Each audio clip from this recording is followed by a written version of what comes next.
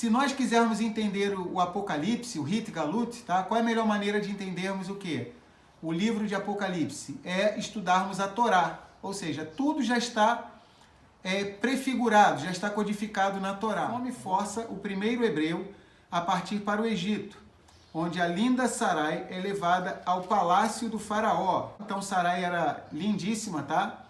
E o faraó cobiça a esposa de Avram, né, Sarai, e ali já estava, vamos dizer assim, prefigurado o que os egípcios, tá? O que o faraó faria com o nosso povo de Israel. Então não é surpresa que Ló começa a passar por tribulações, tá? Existe uma guerra de 4 reis contra 5, tá?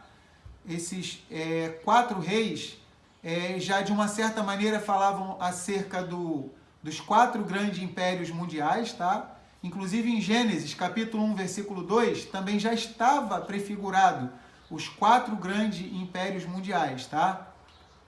Ou seja, os 4 grandes impérios mundiais já estavam, ou seja, prefigurados aqui em Gênesis 14 e em Gênesis 1, 2, né? E a terra tornou-se caótica e desolada e havia trevas sobre a face do abismo, ó. Essas 4 expressões, né, que aparecem em Gênesis 1, 2, tá? Já prenunciavam o quê? Os 4 impérios mundiais, que seriam, no fim dos dias, seriam vencidos pelos descendentes de Abraão, tá? No decorrer da história, especialmente nos últimos dias, tá?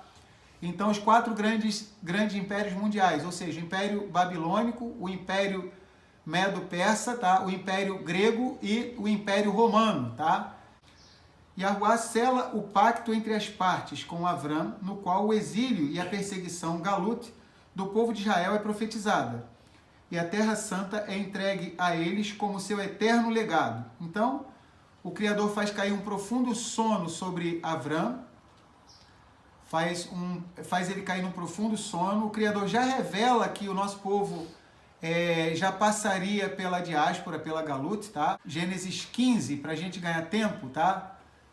A partir do versículo 12. E pondo-se o sol, um profundo sono caiu sobre Avram, e eis que grande espanto e grande escuridão caíram sobre ele. Então disse a Avram, ou seja, o Criador falou para ele: saibas de certo que peregrina será a tua semente em terra que não é sua, e servi-los-á e afligi-la-ão 400 anos, mas também eu julgarei a gente a qual servirão, e depois sairão com grande riqueza. E tu irás a teus pais em Shalom, em paz, em boa velhice serás sepultado.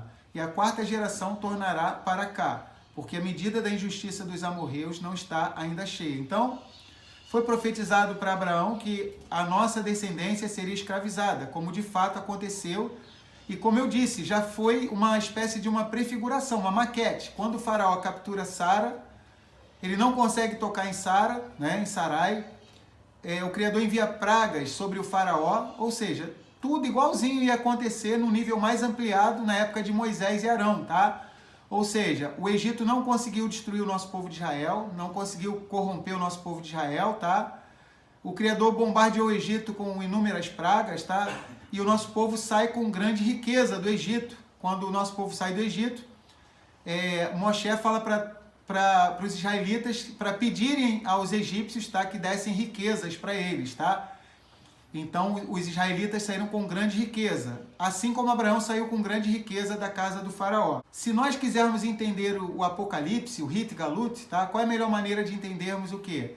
O livro de Apocalipse é estudarmos a Torá, ou seja, tudo já está prefigurado, já está codificado na Torá, tá bom? É por isso que Mashiach, lá em Matitiahu, Mateus capítulo 22, numa discussão com os líderes religiosos, ele diz o seguinte: vocês nunca leram que no princípio, ou seja, que no Bereshit, ou seja, essa lei é chamada lei da precedência. Qualquer assunto da Bíblia, da Escritura que a gente quiser entender, que venhamos usar o quê? A lei da precedência. Qual a primeira vez que aconteceu, que aparece essa palavra na Bíblia, tá?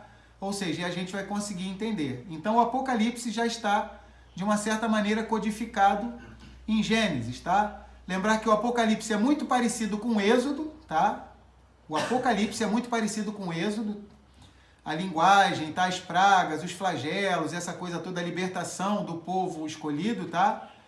E o Êxodo é parecido com essa paraxá aqui.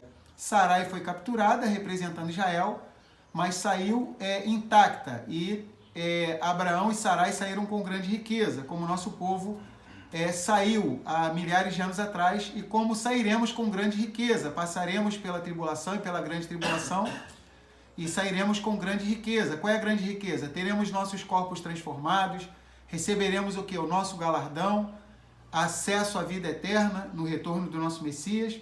Vamos lá, no final da grande tribulação.